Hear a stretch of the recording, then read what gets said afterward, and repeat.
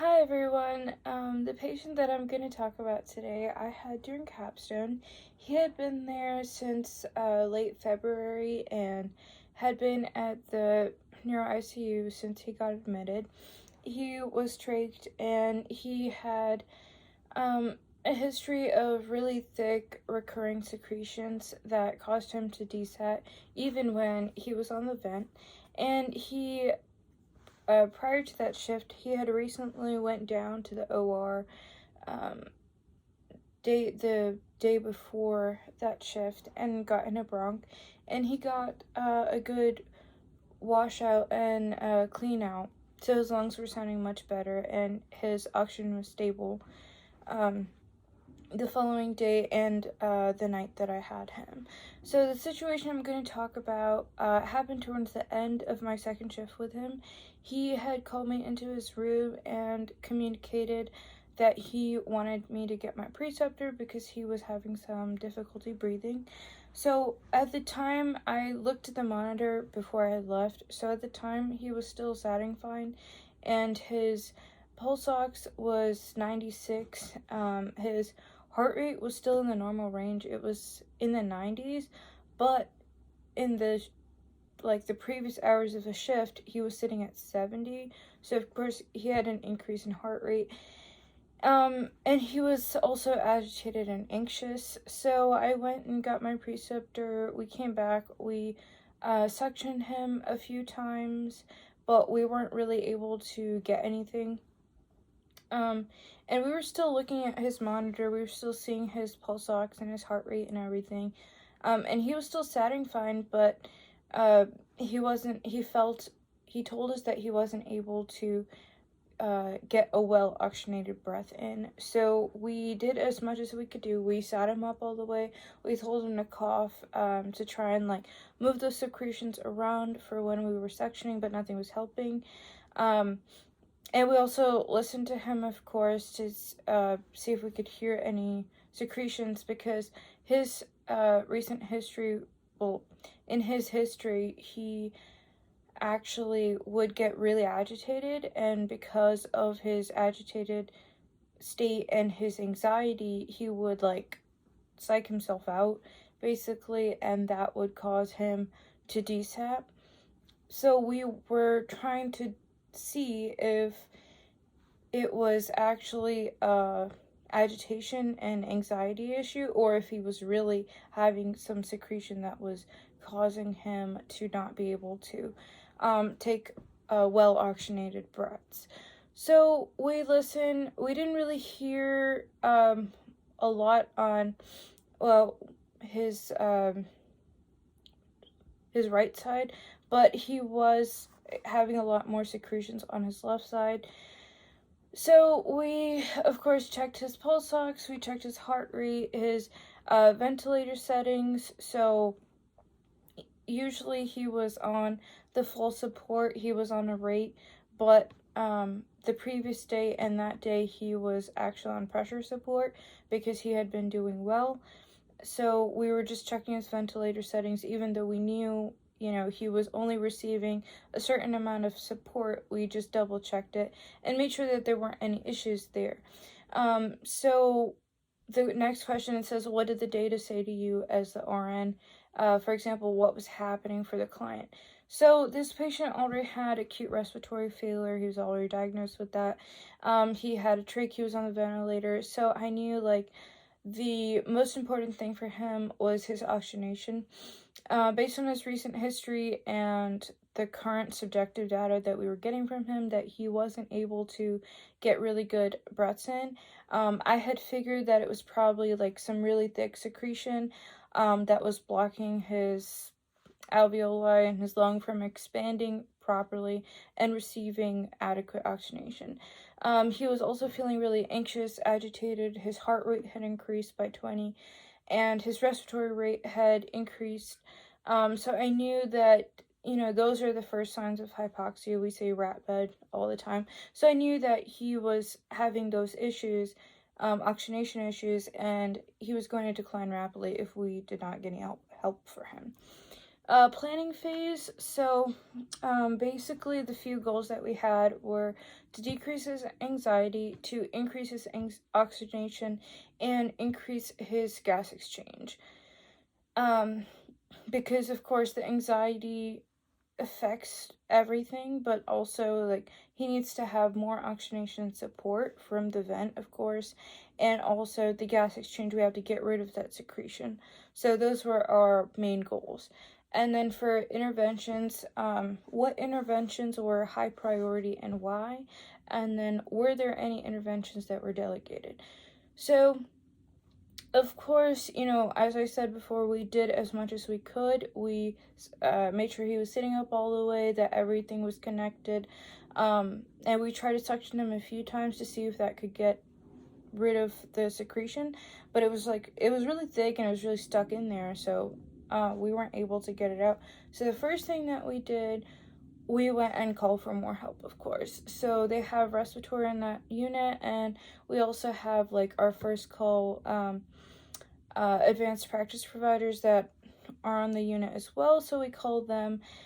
Basically, we gave the update, like a small tiny report to the APPs, and respiratory was trying to suction him at the same time. So he had been there on the floor for a while, so everyone kind of knows him, knows his history and everything. So we were just updating them on what had happened prior to them getting there and what we had done.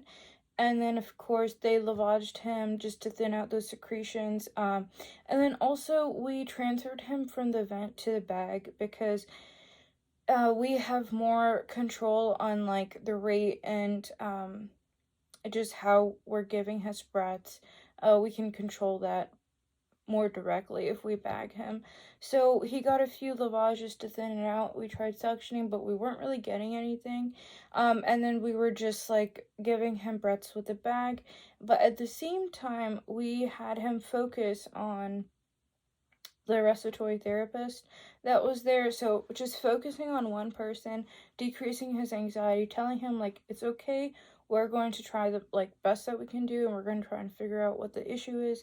And then just having him only focus on his breathing, because he was trying to talk to us, he was trying to communicate, and that was taking away the focus from his breathing, because that's his primary focus. So we were telling him like it's okay, we're trying to decrease your anxiety, at the same time, like, your sole focus is on breathing. So those were some of the interventions that we did. And then, of course, the APPs, like, reassessed the situation. They listened as well. They came to the same conclusion, and we continued these interventions until he was better. So the information that showed that the interventions were working, and the information that showed that the interventions were not working. Basically, since the start of this situation, his pulse ox and his heart rate was in the normal range. So we actually focused on his subjective data that he was giving us. He was telling us that he wasn't getting a good breath in, he wasn't able to oxygenate well.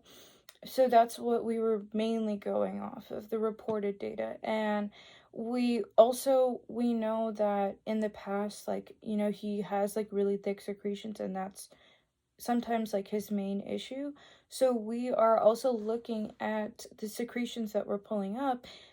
Does that match the amount and like that we expect that's causing this issue, basically? So those were the main like data that we were focusing on. So we were doing the lavaging, doing the suctioning, and he wasn't getting better. We would like lavage, bag him, and ask him like, how are you feeling? Are you feeling okay? He wasn't. So then we would do it again. So we continued doing this until finally we got like a really good like thick secretion from him. And then we bagged him, of course. And then we just gave him like a few breaths to just like recuperate, and like then we asked him like, how are you feeling? And he was like, okay, I'm like, I'm breathing now, actually. So then that's kind of how we reassessed if he was doing better based on our interventions. Any critical values or diagnostics, this was an acute setting, so it's not like, and it's an acute situation. It's a short-term one, so it's not like we were getting ABGs or anything like that. It was mainly the pulse ox, his heart rate, his subjective data, his vent settings, the secretions that were suctioning. Those are the things that we're looking for. He did desat like to about 70, in the midst of this situation, but that was just because we were transferring from the vent to the bag and and he was getting more agitated at the time. So it was just like all of those things but we knew that, he wasn't going to stay at that level, because it was just the transfer and a lot of moving parts, and that's why he decided for just a short time, and then we continued on with our interventions until he was doing better. So some of the concepts that I think were highlighted in this situation, I would say, clinical decision making, of course. We used our critical thinking skills to figure out what most likely is the issue, and then we continued to intervene in that pathway. Comfort, of course, because if you're agitated, you're not comfortable. Psychological integrity, of course. He's anxious. We were trying to help calm him down and fix that. Oxygenation, which is the main thing, and then secondary, like perfusion over time, will be affected, of course, by decreased oxygenation. So those were the concepts. And then for the outcomes, I think it was 1, 2, and 4. So 1 is managing client-centered care, utilizing the nursing process to meet the spectrum of healthcare needs of a diverse population across the lifespan. So, of course, we are focusing care on an individual basis. We used the nursing process. We came in, we assessed, we diagnosed with using the the vitals that we had and the subjective data, and then we planned and decided what we were going to do.